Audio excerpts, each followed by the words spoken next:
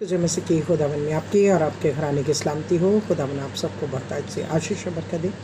आइए हम फिर जैसा कि इन दिनों में हम जिस परमेश्वर ने हमें बनाया, हम उसे छोड़कर किसी और को ईश्वर करके ना माने, इसके ऊपर हम सब बात कर रहे हैं इस विषय पर। और ये खुदा का दिया हुआ विषय है कि जैसे खुदावन चाहता है कि तू मुझे छोड़ किसी और को ईश्वर करके ना मानना। हालेलुया। तो हमने देखा कि जब आदम था तो आदम को किसने बनाया? खुदा ने बनाया। हवा को खुदा ने बनाया। सारे जीव जंतु को परमेश्वर ने अपने मुख से बनाया और हमें अपने हाथों से बनाया। हालेलुया।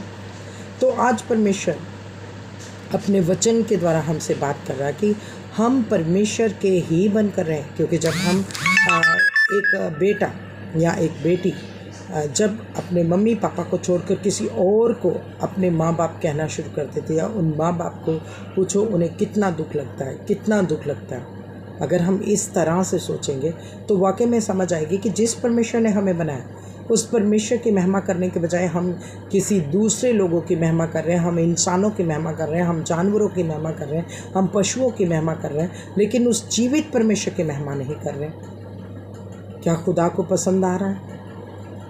हम खुद, क्योंकि ऐसा नहीं कि अविश्वासी लोग ये बात को नहीं जानते कि कोई भी जानवर हम एक इंसान को नहीं बना सकता, कोई भी फ़ोटो एक मनुष्य को नहीं बना सकती, कोई भी मूर्त एक मनुष्य को नहीं बना सकती।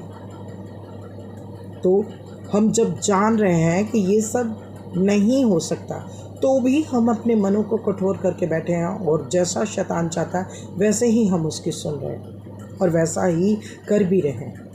लेकिन परमेश्वर में के वचन में जैसा हम पढ़ते हैं कि अगर तुम मेरी नहीं मानोगे, तो परमेश्वर के वचन में लिखा कि अगर तुम मुझे छोड़ किसी और को ईश्वर करके मानोगे, या अपने लिए कोई हाथों की मूर्ति किसी भी तरह की, चाहे किसी जानवर की हो, चाहे पशु की हो, चाहे किसी पक्षी की हो, चाहे जो समंदर में है, नदियों में है जो जानवर, उनकी अगर मूर्त खोद कर बनाएंगे, तो सोचो कहता है कि मैं तुम्हें कि इस वजह से कि तुमने मुझे छोड़कर किसी और को ईश्वर करके माना, मैं तुम्हारे बेटों को, पोतों को, परपोतों को पितरों का दंड दूंगा। मतलब जो हम जिन्हें जानते भी नहीं ना, दादा परदादा जो जिनको नहीं जानते हैं, उनकी जो सज़ा है वो हमें मिलेगी। तो ये आगे और ज़्यादा हम जब पढ़ेंगे तो हम अपने बच्चों को क्या सज़ाएं देने के लिए हमने पैदा किया है, क्या इसलिए इस ज़मीन पर लेके आए हैं, इस पृथ्वी पर लाए हैं कि हमारे बच्चे, हमारे पोते, हमारे परपोते उन सज़ाओं को पाएं? नहीं ना।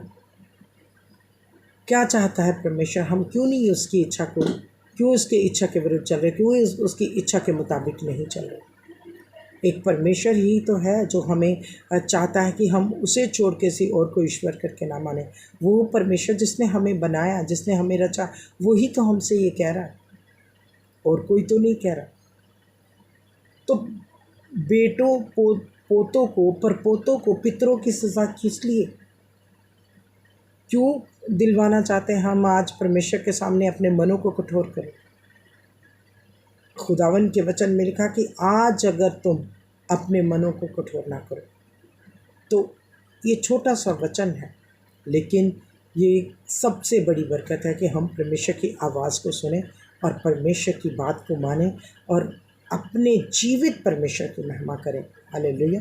परमेश्वर आप सबको बहुत अच्छी आशीष और बरकत दे। आमीन।